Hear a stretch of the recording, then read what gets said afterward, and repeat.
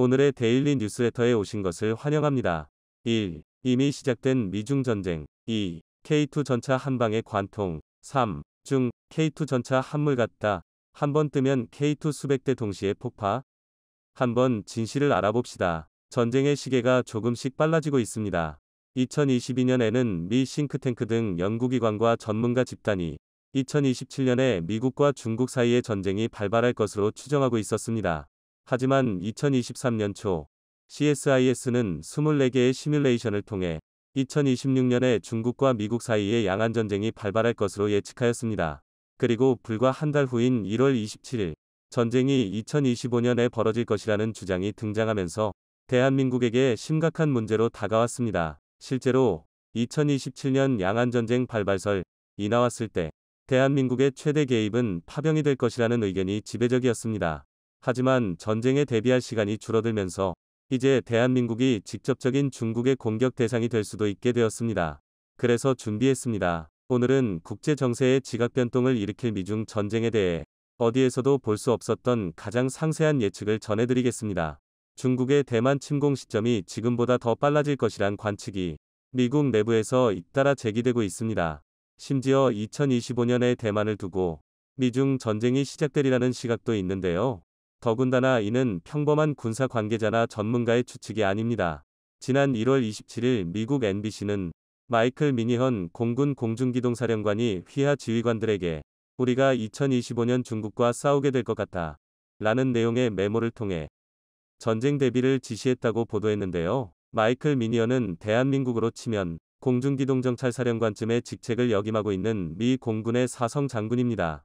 즉 공군 대장인 건데요. 두말할 것도 없이 미 공군 수뇌부 중에서도 최고위급 핵심 간부이며 그렇기 때문에 마이클 미니헌의 발언은 남다른 무게를 갖습니다.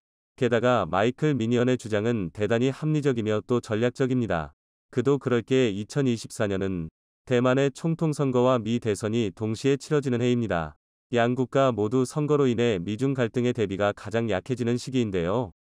즉 2027년 침공설과 반대로 전쟁의 발화점을 중국 내부가 아니라 외부에서 찾는 것입니다. 또한 대만 침공 사전 준비에 시간을 오래 투자할수록 불리해지는 건 중국입니다. 현재 가장 가능성이 높아진 대만 침공 시기는 미국 전략국제문제연구소 CSIS가 주장한 2026년인데요. 또한 CSIS는 24개의 가상 시뮬레이션을 통해 양안전쟁의 결과를 예측했습니다. CSIS 공개한 시뮬레이션 결과에 따르면 약 3주간의 전쟁으로 미군 측에서만 3,200명의 병력이 전사하고 항공모함 2척 파괴, 기타 함정 최대 20척이 파괴되는데요. 또한 전쟁에 휩쓸린 한국에서만 주한미군 4개 전투비행대대 중 2개 대대가 증발합니다. 또 대만에서는 3,500명의 병력이 전사하고 함정 26척이 파괴될 것이라고 추측했는데요. 이 반면 중국의 피해는 병력 10,000명 전사, 함정 138척 파괴, 항공기 155대 파괴로 내다보았습니다. 한마디로 정리하자면 중국 해군은 사실상 괴멸하며 미국 또한 씻을 수 없는 손해를 입게 되는 건데요. 볼 것도 없이 이로 인해 미국의 영향력은 극도로 위축될 것입니다. 미우나 고우나 미국이 만들어낸 국제 정세의 균형에 상당 부분을 담당하고 있는 대한민국의 입장에서는 사회 경제적으로 엄청난 혼란이 예상되는데요.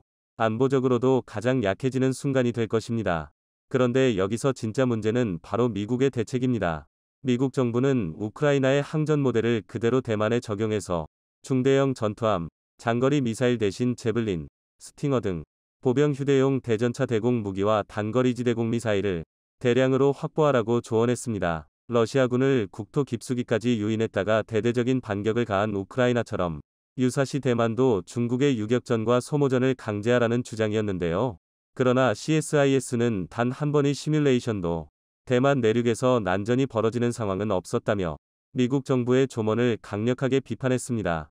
서로 다른 전장과 목적을 갖는 양안전쟁에 우크라이나 전쟁의 모델을 적용할 수는 없다는 건데요. 그도 그럴 게 애초에 중국은 대만 점령에 2시간의 시간 제한을 걸어두고 있습니다.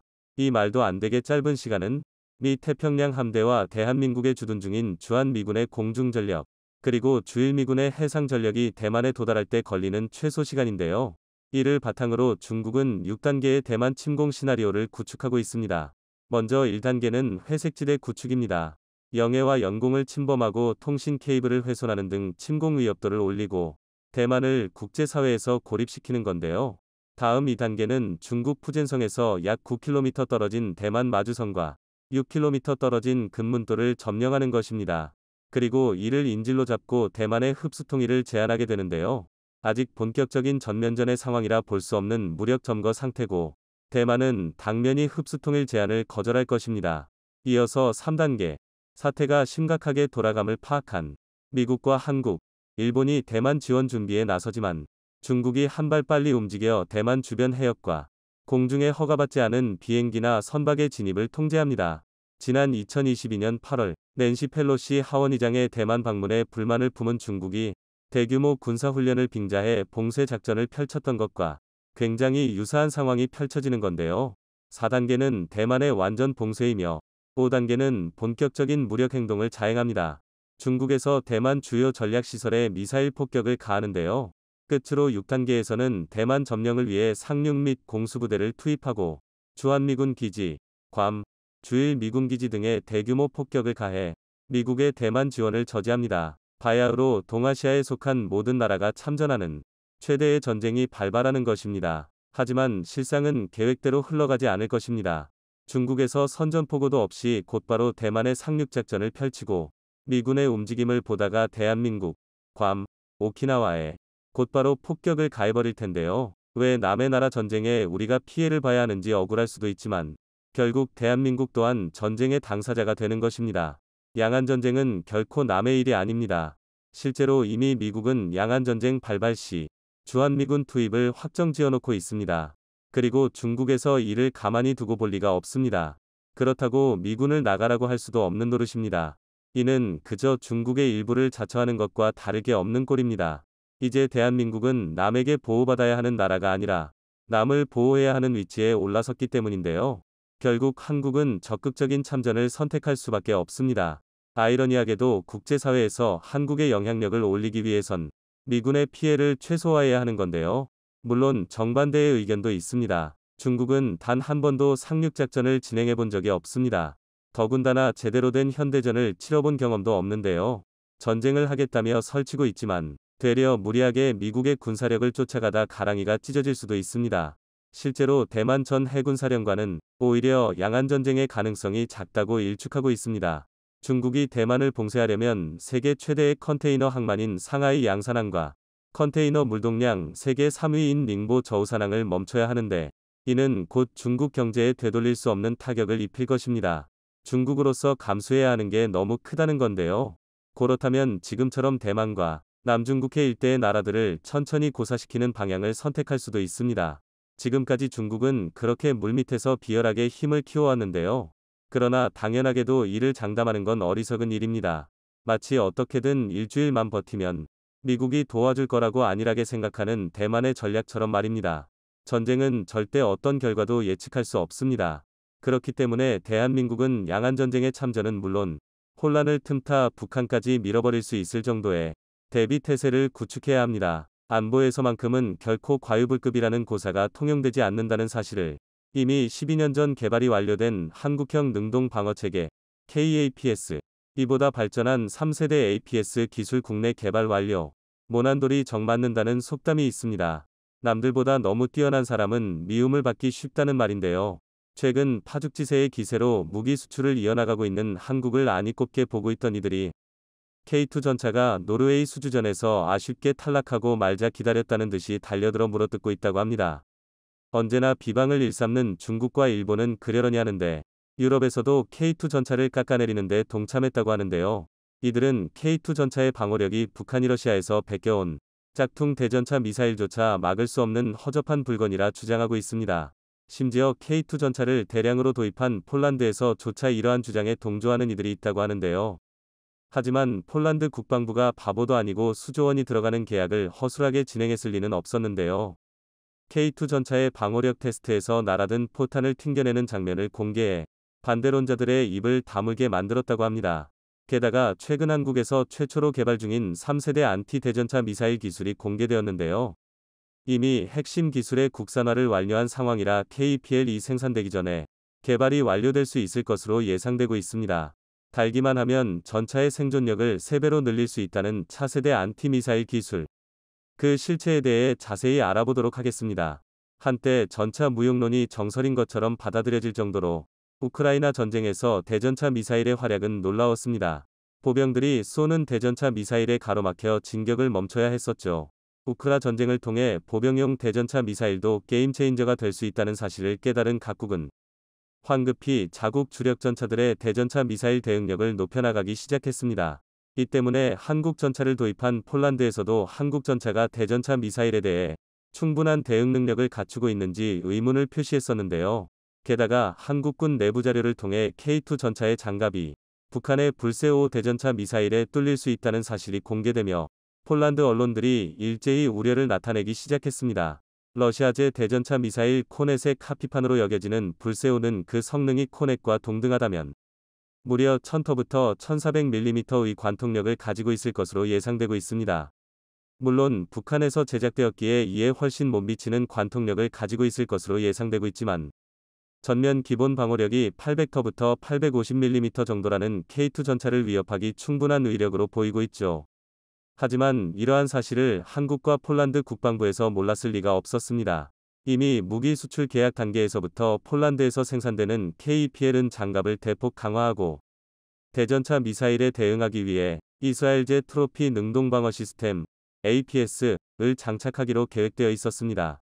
또한 K2 전차의 전면 방어력은 한국에서 직접 K2의 전면에 120mm K276 날개안 정분리 철갑탄을 발사하여 끄떡도 없다는 사실을 증명해냈었고 측면 장갑이 비교적 얇아 동급 세대의 주력 전차들에 비해 뒤떨어진다는 주장은 국방부에서도 인정하고 장갑을 추가하겠다고 밝혔었습니다. 게다가 측면 장갑의 방어력이 뒤떨어진다는 것도 에이브람스 M1과 같은 60T급 전차에 비해 떨어진다는 것이지 3.5세대 전차 수준의 방어력은 충분히 갖추고 있습니다. 또한 한국군에서 운용하는 K2 전차 역시 국내에서 개발한 능동방어 시스템 KAPS를 개량 장착하여 전차의 생존 능력을 3배까지 늘릴 계획인데요. 국내 방산기업 하나시스템에서 이미 2011년도에 트로피 시스템과 맞먹는 성능의 APS를 개발하는 데 성공했었지만 작동 시 주변에 파편을 흩뿌리는 하드킬 APS의 구조상 전차 주변에 위치한 보병들이 피해를 입을 수 있고 국군이 보유한 수천 대의 전차에 전부 장착하기에는 비용이 너무 높아 당장 채택되지는 않았었습니다. 당시엔 조악한 북한의 대전차 미사일을 상대하는 데 과하다는 의견도 있었죠. 그러나 우크라 전쟁으로 대전차 미사일에 대한 경각심이 높아지고 북한에서 고성능 대전차 미사일을 가지고 있다 발표하면서 KAPS의 성능을 개량하여 K2 전차에 장착하기로 결정되었는데요. 또한 여기에서 한 차원 더 발전된 3세대 APS를 국내에서 개발하여 전차의 방어력을 높이겠다는 계획이 발표되었습니다.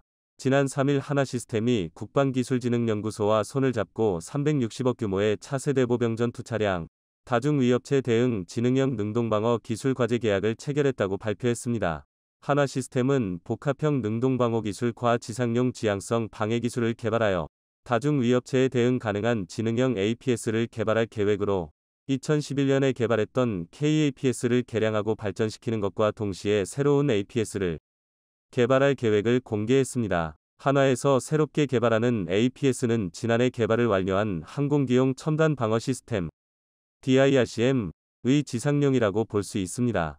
DIRCM은 지향 성적외 선방해 장비로 아군 항공기를 공격하는 적의 대공미사일에 대응하는 장비로 적의 미사일 신호가 탐지되면 고출력 레이저를 발사해 미사일의 시기를 교란하여 아군 항공기를 보호하는 첨단 방어 시스템입니다. 쉽게 이해하자면 날아오는 미사일의 눈에 강력한 레이저를 발사해 눈을 멀게 만들어버리는 것입니다. 쉽게 이해하자면 날아오는 미사일의 눈에 강력한 레이저를 발사해 눈을 멀게 만들어버리는 것입니다. 세계에서 6번째로 개발에 성공한 것이었는데요. 하나시스템은 이러한 DIRCM 시스템을 지상용으로 개량하고 전차와 장갑차에 적용하여 적 대전차 미사일을 요격할 수 있도록 만들겠다고 발표했습니다.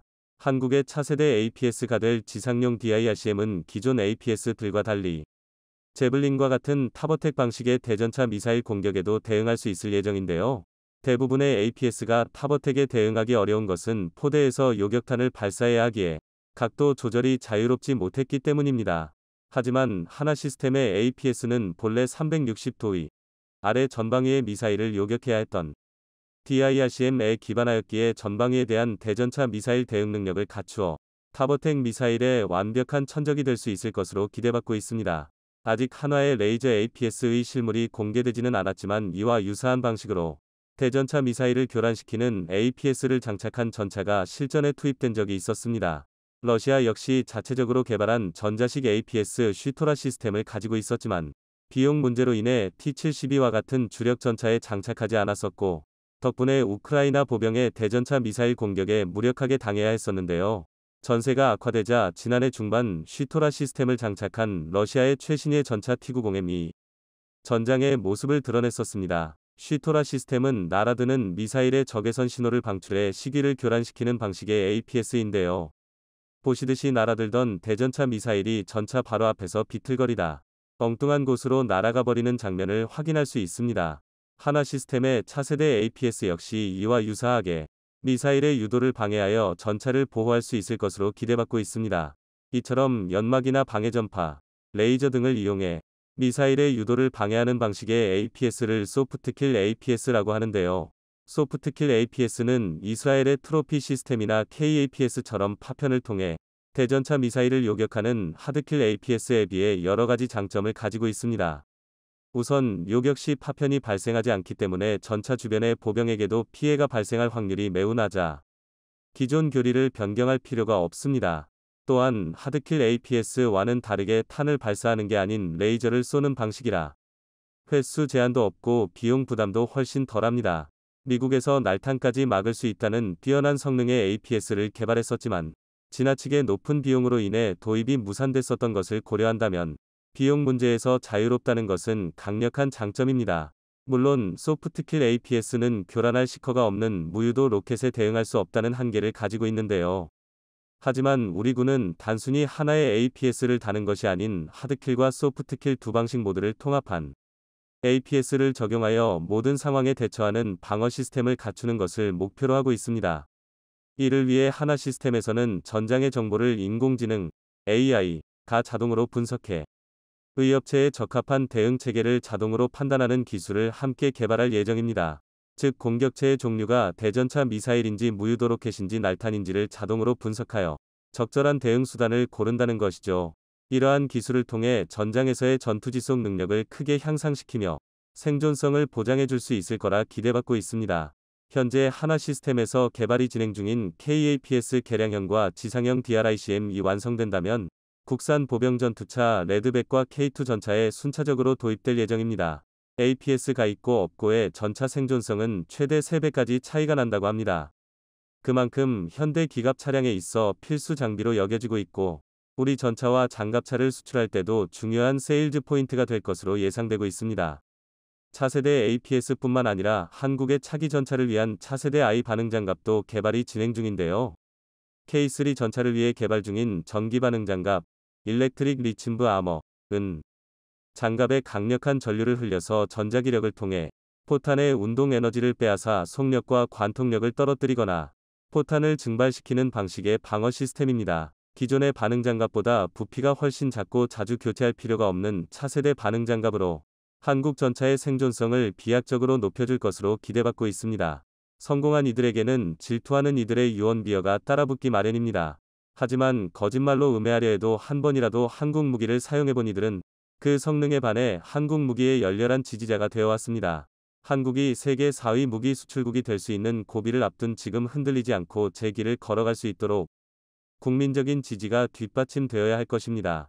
압도적인 물량을 바탕으로 명실상부 세계 최강의 드론 전력을 보유한 것으로 여겨지는 중국. 중국이 이를 믿고 서해를 넘어 끊임없는 위협을 가하고 있는 가운데 이들의 콧대를 눌러줄 수 있는 첨단 무기가 한국에서 등장해 화제가 되고 있다고 합니다. 소리조차 나지 않는 이 무기를 사용하면 중국의 수천 대 드론대도 추풍낙엽처럼 우수수 떨어질 수밖에 없어 중국이 크게 당황하고 있다고 하는데요. 어떤 무기인 것인지 한번 자세히 알아보겠습니다. 요즘 들어 현대전의 패러다임을 뒤흔드는 존재가 있습니다.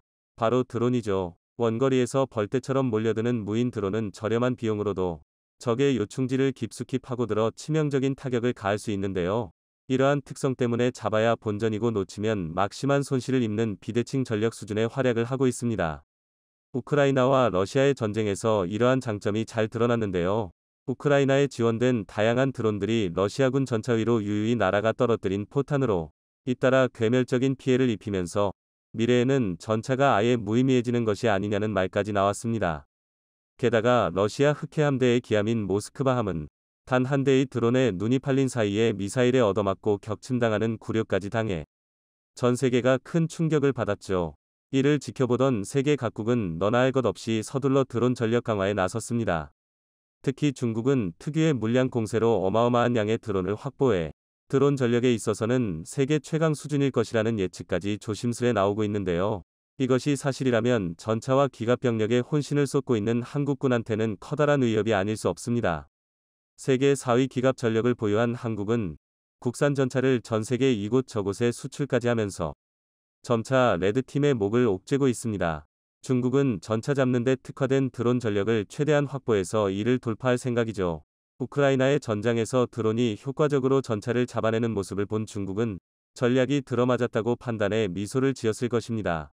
전차의 효용성에 대한 의문은 과거부터 끊임없이 제기되어 왔지만 드론이 전장의 스타로 떠오른 요즘은 그 정도를 넘어서 앞으로는 아예 전차가 사장될 것이라는 전차 무용론까지 대두되는 상황입니다.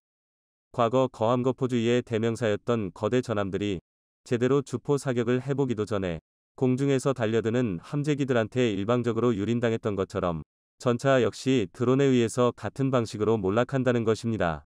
전황을 지켜보며 드론의 성능에 확신을 갖게 된 중국은 지금도 틈만 나면 드론으로 가까운 대만 해안의 초소를 엿보면서 위기감을 고조시키고 있어서 한국 역시 긴장을 늦출 수 없게 된 상황입니다. 그런데 사실 드론 병기의 증가는 우크라이나 전쟁에서는 아직 드러나지도 않았죠. 바로 군집 비행인데요. 수백 대의 작은 드론이 떼를 지어 날아가 목표물이 드론의 수량에 미처 다 반응하기도 전에 파고들어 자폭해버리는 전술을 뜻하는 것입니다. 자폭 드론 한 대 한 대가 줄 수 있는 피해에는 한계가 있지만 어마어마한 수량으로 밀어붙이면 적은 수의 항공기 몇 대를 막는 데에 특화되어 있는 기존의 방공 시스템으로는 이를 전부 막을 방도가 없습니다. 벌떼가 몰려들면 손으로 한 두 마리를 쳐내더라도 남은 수백 마리한테 쏘일 수밖에 없는 것과 같은 이치죠. 재래식 병기로 그나마 이에 저항이라도 해보는 방법은 기관포 화망을 펼치는 방법뿐. 이미 시계외 전투에 특화된 현대의 무기체계는 최소한의 방어를 위해 탑재된 몇 정의 발칸포에 의존해 화망을 펼치게 되겠지만 이 또한 포착할 수 있는 표적의 수에는 한계가 있죠. 결과적으로 자폭 드론의 군집 비행 공격을 허용하게 되면 전차와 같은 기갑 병력은 물론이고 적수가 없을 것만 같던 항모전단조차도 별다른 대처조차 못한 채로 무력화될 수도 있습니다. 양쪽의 운용 비용을 생각해보면 정말이지 말도 안 되는 교환비가 나오는데요. 하지만 아무리 날고 기는 드론이라도 무적은 아닌 법. 드론이 아무리 많이 몰려와도 한 번에 바보로 만들어버릴 수 있는 천적이 있습니다. 앞서 보신 영상은 중국의 민간 드론 회사가 공연을 하던 도중 경쟁업체의 방해로 드론 수백 대의 제어에 실패하고 통제를 잃은 드론들이 무력하게 떨어지는 장면을 담은 것입니다. 여기서 경쟁업체가 방해 공작에 동원한 것이 바로 드론의 천적인데요. 언뜻 일반적인 소총과 비슷한 외관을 떤 이 무기는 한국의 삼정솔루션이 개발한 것으로 안티드론건이라고 불립니다. 드론이 워낙 접근하기가 쉬운 기술이다 보니 고가치군 자산이 하루아침에 증발할 위협에 시달리는 세계 각국은 어떻게든 효과적인 드론 방공을 실현하기 위해서 열을 올리고 있습니다. 공중 폭발탄 같은 재래식 무기부터 레이저 병기같이 SF에나 나올 것 같은 기술까지 다양한 방법이 시도되고 있는데요. 그중 상용화되어 실전에서도 쓰이고 있는 유일한 기술이 안티드론건입니다. 그 중에서도 특히 한국의 삼정솔루션이 만든 안티드론건은 성능과 휴대성 측면에서 독보적인 입지를 자랑하는데요. 재민 관련 특허 19건, 최고 수준의 기술평가 등급을 바탕으로 국내의 수많은 기관시설은 물론 정부 청사에까지 납품되며 상당한 실적을 올렸습니다. 특히 이번 전시회에서 등장한 휴대용 안티드론건 쉴드론앱 타입은 극대화된 휴대성으로 단독 임무 수행도 가능하며 시스템과 연동할 시 통합 운용도 가능한 범용성을 보여주었죠. 안티드론건은 방해 전파를 방사해서 사정권에 들어온 드론이 원격 신호를 수신하는 것 지체를 봉쇄합니다. 원점으로부터의 명령 신호가 사라지면 드론은 보통 즉시 작동을 멈추고 추락하거나 제자리에 멈춰서 신호를 대기하게 되죠. 그때부턴 드론도 그냥 가만히 있는 표적에 불과합니다. 전파를 통해 드론을 막는다는 것은 의외의 장점을 가지고 있는데요. 바로 물리적인 타격을 주지 않기 때문에 잔해나 폭발로 인한 부수적인 피해가 없다는 점입니다. 드론이 공격하는 목표가 꼭 전차 같은 군 자산뿐이라고는 한정할 수 없죠. 드론을 물리적으로 격추하려다 보면 사선상의 아군 병력이나 아군 시설물 등이 들어가 버려서 드론을 관통한 탄환에 피해를 입을 수도 있고, 폭발물을 탑재한 드론의 경우 유폭의 우려도 있습니다. 이런 상황이 되면 시가지처럼 복잡한 구조물이 많은 환경이나 공항이나 원자력 발전소처럼 조금의 시설물 피해만으로도 큰 손실이 되는 환경에서는 드론 방공이 불가능해지는데요. 안티드론건은 드론에는 생체기 하나 내지 않으면서 작동만 정지시킬 수 있기 때문에 이러한 까다로운 환경에서도 효과적으로 드론 공격을 막아낼 수 있습니다. 게다가 안티드론건은 드론 하나하나를 일일 이노릴 필요 없이 일정 범위 전체를 동시에 포착할 수 있는데요. 총구로부터 방사각 40도, 교란거리 500m 내의 전구역의 방해 전파를 방사합니다. 간단히 계산해봐도 최대 교란거리에서는 무려 가로 세로 56m에 달하는 구역을 드론 청정지대로 만들 수 있습니다. 여러 대의 드론이 때를 지어서 몰려드는 군집 비행을 견제하는 데에 최적화되어 있다고 말할 수 있죠. 지난 2018년 평창 동계올림픽에서 밤하늘에 오륜기를 드론으로 그리는 퍼포먼스를 기억하시는 분이 많을 겁니다. 여기에 투입된 드론이 1218대에 최대 비행폭은 400m에 달했다고 하는데요. 이론상 단 8정의 안티드론건만 있다면 이만한 규모의 드론 무리조차 몇 초 만에 전부 고철 더미로 만들 수 있는 셈입니다. 이러한 강력한 성능을 갖췄음에도 병사 개개인이 휴대하는 것이 가능한 크기라서 현재로서는 가장 효율적인 드론 방공 수단으로 꼽히고 있죠. 우크라이나의 전장에서도 이 안티드론건은 러시아 드론의 공격을 방어하기 위해 불티나게 팔리고 있다고 합니다. 하지만 아무래도 탄생한 지 얼마 되지 않은 무기다 보니 아직 개선의 여지가 많이 남아 있습니다. 방해 전파를 계속 조사하고 있어야만 드론의 움직임을 멈출 수 있기 때문에 충분한 조사 시간을 확보하기 위해 배터리의 성능이 뒷받침되어야 합니다. 그래서 현재로서는 배낭형 배터리에 따로 연결해서 운용할 필요가 있죠. 또한 물리적 타격을 주지 않는다는 장점의 반대급부로 드론을 정지시키는 한정적인 효용만 제공하기 때문에 드론을 파괴하려면 추가적인 공격을 가해줘야 합니다. 이러한 단점을 해결하기 위해 제시된 방법이 총기 액세서리형으로 개량하는 것인데요. 고성능 경량 배터리와 일체화하고 개인화기의 레일 마운트에 호환시켜 드론을 정지시킨 후에 즉시 실탄을 쏘아 무력화시킬 수 있도록 한 것이죠. 그리고 또 한 가지 방법이 있는데 안티드론건을 확대해서 기동 병기에 탐지하는 것입니다. 최근 LIG 넥스1은 차세대 드론 방어체계의 개발에 착수했는데요. 상용 드론에 대한 탐지와 식별, 제밍이 가능한 제머를 차량에 탑재하는 방식이죠. 이 제머의 작동 메커니즘은 기본적으로 안티드론건과 동일한 것인데 사람이 지고 다닐 필요가 없으므로 배터리 용량 및 출력에 대한 제약이 사라집니다. 또한 후일 이 시스템이 전차와 같은 기갑 차량에 탑재되게 되면 자연히 화력 체계도 갖춰져 있을 것이기 때문에 정지시킨 드론을 파괴하는 일도 간단히 수행할 수 있습니다. 드론 병기의 등장으로 전차 무용론까지 대두된 가운데 향후 등장할 전차들도 이에 저항하기 위해 드론 방어 체계를 기본적으로 탑재하게 될 가능성이 높은데요. 한국의 LIG가 발빠르게 드론 방어 체계에 뛰어든 바, 한국의 기갑 병력은 중국의 드론 위협에 대응할 능력을 갖추는 동시에 점점 커지는 안티-드론 시장을 선점해 큰 이득을 볼 수도 있을 것으로 여겨집니다. 드론이 전장에서 활약하며 전 세계적인 충격을 주었던 만큼 안티-드론건과 드론 방어 체계 역시 매우 빠르게 발전하면서 단기적인 상황만 보고 설불리 드론 전력 강화에 역량을 쏟았던 중국은 당황하고 있다고 하는데요. 그도 그럴 것이 기껏 벌떼 같은 드론을 만들어 띄워도 안티드론건의 사정거리 안에만 들어가게 되면 우수수 떨어져 무용지물이 될 뿐만 아니라 내부의 정보까지 수집당할 수도 있어 안 하느니만 못한 일이 되기 때문입니다. 특히 한국이 이 분야에서 빠르게 치고 나가자 중국은 한국의 전차대를 도대체 어떻게 처리해야 할지 다시금 깊은 고민에 빠졌습니다. 한국이 기술력으로 또다시 오만한 중국의 콧대를 눌러준 가운데 이미 한국의 드론 방공 기술을 수입하길 원하는 국가들이 줄을 서 대기 중인 상황. 한국이 앞으로도 이렇게 군사 기술과 수출 시장 양측에서 전 세계를 선도해 나갈 수 있기를 기원해 봅니다.